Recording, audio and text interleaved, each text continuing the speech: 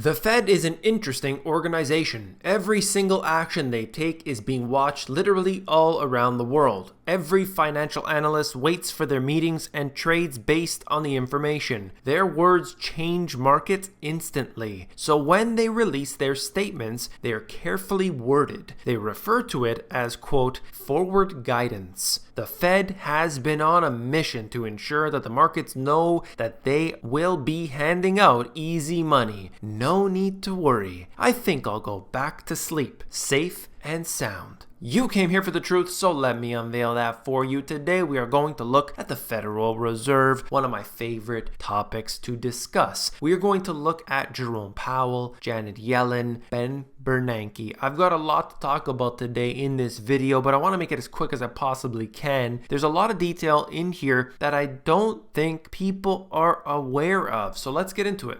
So Jerome Powell did an interview with 60 Minutes, and he was actually doing the same thing as Ben Bernanke did right around the bottom of the recession in March of 2009. So this happens to be an interesting interview for those in the financial industry. It was more of that same talking points. I listened to it all and it was quite dry. However, there was one point that I believe was so important, I wanted to focus this video around it, and we'll talk about that in a second. I'm going to show you several charts associated with this topic. Let's look at this here. Powell's 60 Minutes message to stress Fed independence and efforts to support the average American. This is what they say the Federal Reserve is there to do. We are there to support price stability. Of course, we know that's false because everything has become more expensive in relation to the US dollar. As time goes on, the dollar continues to lose value. We have had previous chairs talk about the fact that it is in the best interest of the Federal Reserve to create inflation in order to wipe away the debt. This is how psychotic this institution is, that they will devalue the currency of the nation in order to fulfill their desire to go further into debt instead of playing by the rules. This is the problem that we have with a central banking system. It's that they can do whatever the hell they want and they are never held accountable.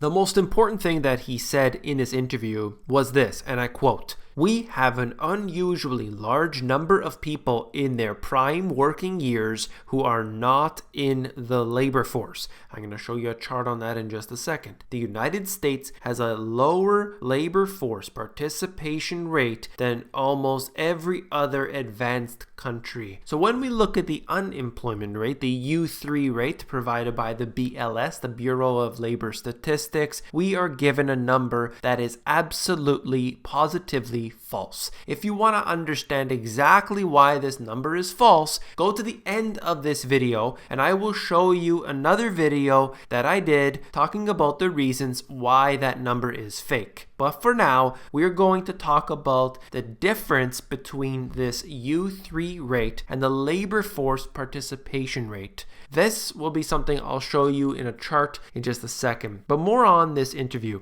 As I mentioned, there were a lot of talking points here, a lot of nonsensical garbage going back and forth. But there was a constant repeated notion that the Federal Reserve was going to be there to backstop any issues, though they don't see any possible issues. But if that magically does occur, then we'll be there to save the day. That's basically what the interview was, and the reason why they do this. They want to be more, quote, transparent, but of course we know that that isn't the case because of everything they have done over the years. We've documented that, and I'll show you some of it in just a moment. But what we have here is an institution that only wants to spread more propaganda. They want to calm the markets when they want it to be calm, and they can control it by their liquidity, whether they are dishing it out or whether they are drying it up.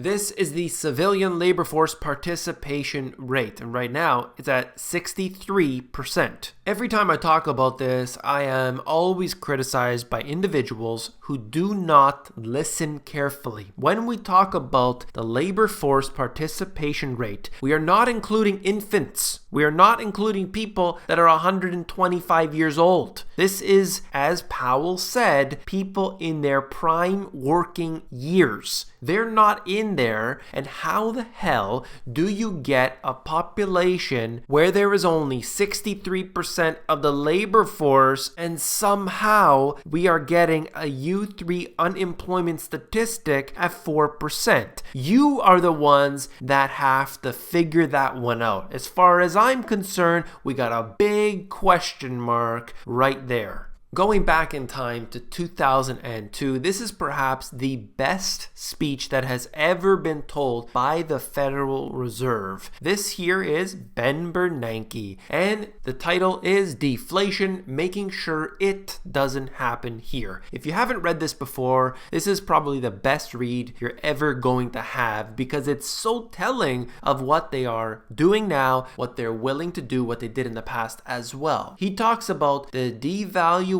of the US dollar by 40% and saying it worked in the past, it would work again. He literally talks about that as if it is something they are willing to do. They will go to any means necessary to ensure that deflation doesn't occur. This is their mandate, not price stability as they suggest, not worrying about inflation. They don't care about inflation. But they go further in this. I believe he got his name Helicopter Ben from this specific speech because in here he refers to Milton Friedman's helicopter drop of money, suggesting we'll do that. If that's what it takes, we will do that. And that was 2002. And of course, a few years later, they were doing so, giving out money left, right, and center. And of course, the majority of individuals are unaware of how much money the Federal Reserve actually printed. They don't know. Quite frankly, they do not know. They'll look at, for example, this. You can see their total assets at about $4 trillion.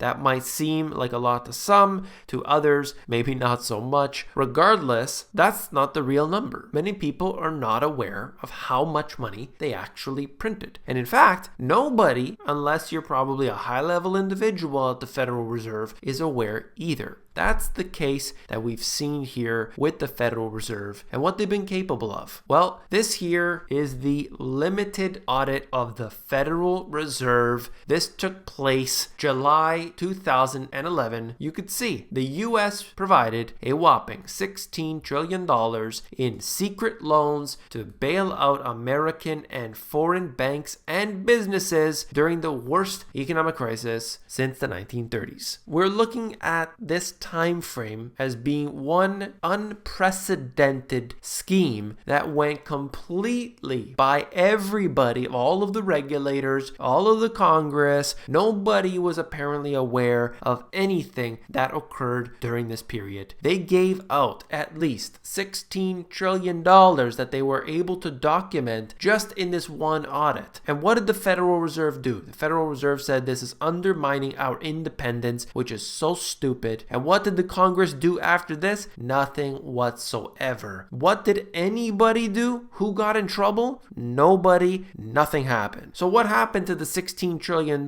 in secret loans? As they say, loans. We don't know what happened. Was it loaned out? Or was it given out? We are simply unaware. That detail has never come up simply because there's never been a bailout ever again. And in fact, this $16 trillion was never discussed. The Federal Reserve has not talked about this at all. So what does that tell you? Well, they could be doing this on a daily basis. Nobody has that information, and the Federal Reserve is not going to talk about it.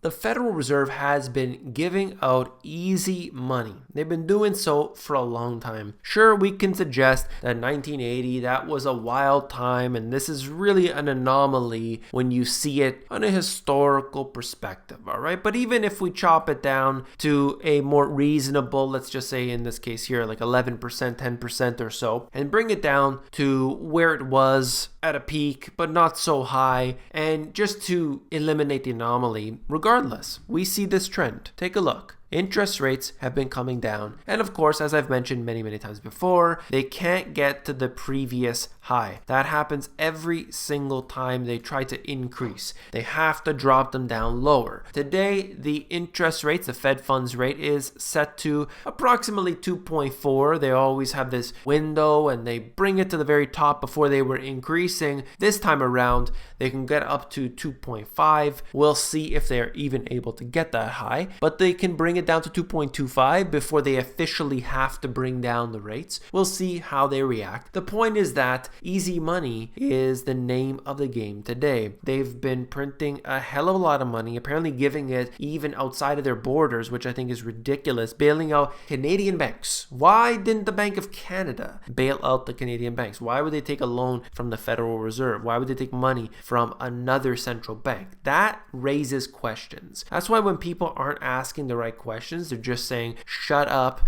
I don't care, I don't want to know about this, how do I profit from this? You got to understand what's happening behind the scenes. This is so important to your entire livelihood, to everything. And it's not if you're in the United States, and now it's affecting everybody because they're giving the money out all around the world. Nobody knows the repercussions of that. Janet Yellen was shaking it up in this interview, and I wanted to touch on a couple points that she made. I always talked about we were on a path to normalize the stance of policy, essentially to bring interest rates up to a quote normal level, to make it less stimulative as the economy recovered, and the Fed has continued on that path. Excuse me, Janet Yellen, we are now 10 whole years on this path to recovery. Why can't you get your stuff in order? Now, you know, we also had a huge fiscal stimulus that came at a time when the economy was arguably operating near full employment. Really didn't need that stimulus, and I think it was appropriate to tighten financial conditions, some to make sure that inflation didn't heat up. We don't want a stop-go economy where later on the Fed would be forced to tighten and cause a downturn. She said that right now, everything is great. But of course, let's talk about this for just a second here. It seems like she wanted the rates to become normal, but at the same time suggests that we were at full employment and we're still giving it as much as we possibly can. There's no reason to do so, and that's what I talk about all the time. We actually agree on one thing, believe it or not. This entire economy, if you look at the official statistics, not the real statistics, but if you look at them, you're seeing full employment, you're seeing the jobs numbers. Why in the world would you need to then give the stimulus out like crazy? Why do you have a balance sheet that's $4 trillion? Why do you have interest rates at record lows? Well, of course, none of that makes any sense when you think about it. Well, let's go back even further to Alan Greenspan. I want this to be known because this right here tells you about the Federal Reserve in reality. What is the proper relationship between the chairman of the Fed and the president? First of all, the Federal Reserve is an independent agency, and that means basically that there is no other agency of government which can overrule the actions that we take. Think about that. They are above all else, okay? So as long as that is in place and there is no evidence that the administration or the Congress or anybody else is requesting that we do things differently than what we think is the appropriate thing, then what the relationships are don't frankly matter. That is so huge, and I don't think most people are aware of that, but that is in fact the real deal. That's all for this video. If you found it informative, please give me a thumbs up. When you give me a thumbs up, you are supporting this channel, so I do appreciate that very much. And last but not least, if you want the financial education you weren't taught in school that was left out of the school system, check these two books out because they have all the details you need. I talk about the Federal Reserve, I talk about central banks, interest rates, money printing. All the details are inside. Check it out, the link below. If you want the audiobook, you can get that at themoneygps.com. If you want to know why the U3 unemployment rate is fake, watch this video. I break it all down very simply. See you there.